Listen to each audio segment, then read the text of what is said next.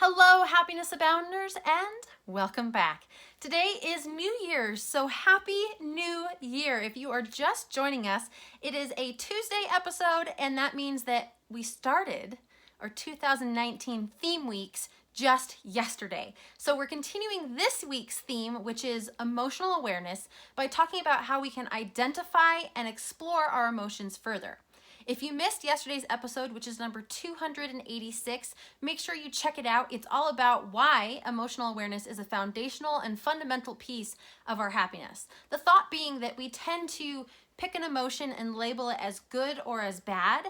And if it's bad, we try to work through it as soon as possible, but we don't really work through it. We shove it to the side and we try to just ignore it. And that never really works, right? But if we can stop that labeling of good or bad and actually just say, you know what, I feel this way, whatever that way is for you, then you can acknowledge, feel that emotion, and be able to move on.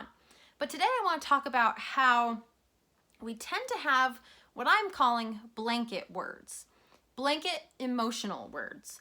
And those are, at least for me, my blanket emotional words are anger, fear, sadness, happiness, and love. I have 5. I have 5 blanket words. And what I found is that I tend to use those words to cover every emotion that I'm having. So before I ask you your words, I want you to do another check-in like we did in yesterday's episode and check in and see how you are feeling. What emotions do you have right now? I'm going to give it a few seconds here. How are you feeling? Now, do you feel that way frequently? So for instance, I'm going to pick one of mine, which is anger. I am actually very prone to anger and typical redhead, I guess. I don't know. Hope that doesn't offend all of the redheads out there.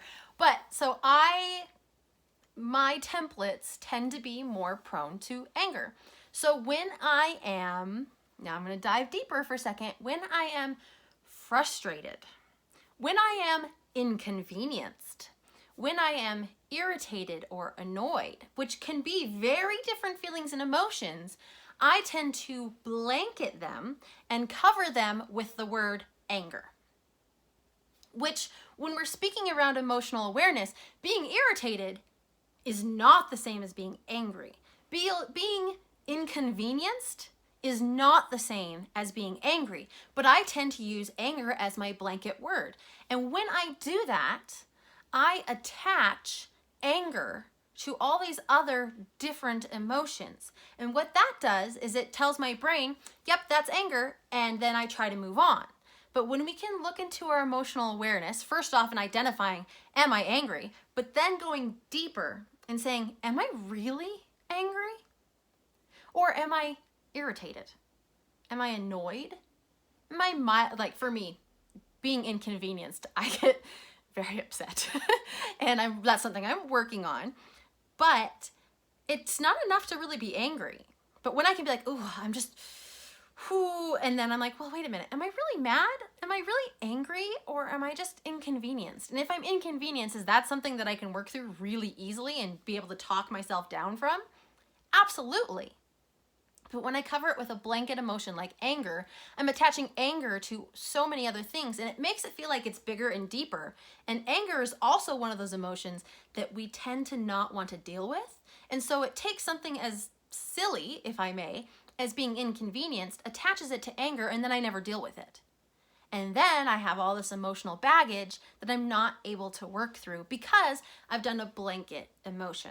So again, my emotions for blanket emotions are anger, fear, sadness, happiness, and love.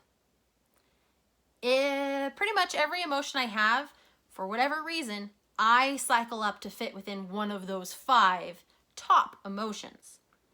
Now, like I said, everybody does that. I do it, but I really want to dive deeper because being mildly inconvenienced or being frustrated or annoyed does not necessarily warrant anger. And when I do feel anger and I'm not willing to dive deeper, I tend to not want to deal with it. And when I don't deal with it, it resonates, it sits inside, I shouldn't say resonate, it resides, it sits inside of me And then I'm more prone to actual anger. I am less prone to happiness. So I'll talk about how we can work through our emotions next week. That's next theme week, actually. But this week, in this episode, I want us to think, do we have blanket emotions? Do we attach smaller emotions to this blanket, if you will, of a bigger emotion so that we don't have to deal with it? And so part of that is when you feel a strong emotion, and I'm going to stick with anger because that's my trigger one. When I feel a strong emotion like anger, having the awareness, which we talked about yesterday, having the awareness to go, whoa. Like, A, am I feeling angry? And B, why am I feeling angry? In tomorrow's episode, I'll talk more about asking the right questions to dive into and acknowledge and work through your emotions. But first, we need to be able to even identify and to sit in them. Which brings me to my next part.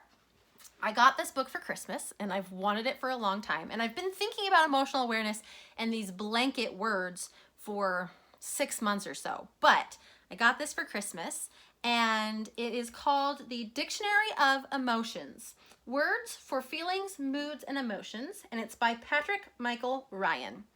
And I highly recommend it. And it literally is just a dictionary of words.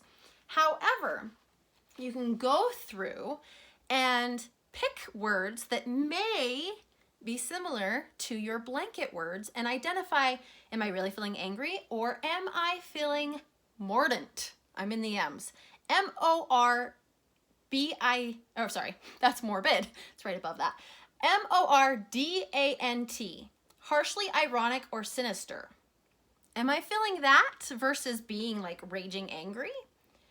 Am I feeling morose? Am I feeling kind of sullen and ill-tempered versus sad or versus angry, right? Two of my blanket words there, but I could just be kind of sullen and having like a rough time, and doesn't necessarily mean that I am sad. Doesn't necessarily mean I'm angry. It just means I'm kind of morose. I'm a little bit sullen and a little ill-tempered right now.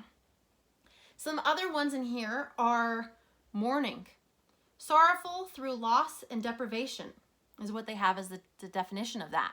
So instead of saying I'm sad and blanketing a grief, right? Mourning or grieving or something in those realms, I'm just blanketing it as sad and trying to ignore it and not really work through it. When if I can identify that I'm actually mourning something or grieving over something, then I can work through that emotion in a completely different way than I would if I put that blanket emotion of sadness. So that was just 2 pages of the M's, and the whole book is great. Like I said, it's just a dictionary, but I found it to be incredibly helpful for me to identify what I'm actually feeling. So I'm going to put a link to this in the Facebook group for the 1-year group of people who are on this journey of diving deeper beyond just the Theme Week podcasts. But that said, I will put that in. I will also put a list of traditional blanket emotions that people have. Like I said, mine again are anger, fear, sadness, happiness, and love. And what's interesting is fear is one of my top ones, but it's also one that I struggle to identify. But when I do it as a blanket instead of actually going, okay, I'm feeling scared. What am I really feeling? Am I feeling uncomfortable? Am I feeling like I'm not safe? Right? What am I really feeling instead of this blanket emotion of fear? Because fear and anger and sadness and general happiness and love, they don't help you dive into understanding what you're really feeling. So that's what I want to talk to you about today. I'm going to end it there, talking about this identification and exploring your emotions further and getting out of that blanket emotion habit. So tune in tomorrow as we talk about asking the right questions so that we can work through those emotions now that we have identified them and gone deeper than the blanket cover, if you will. So that said, have a wonderful day. I hope that if this resonates with you, you will share with a friend and have them join you in this new year on our podcasting journey. So have a wonderful day, and remember, you are capable of happiness abound.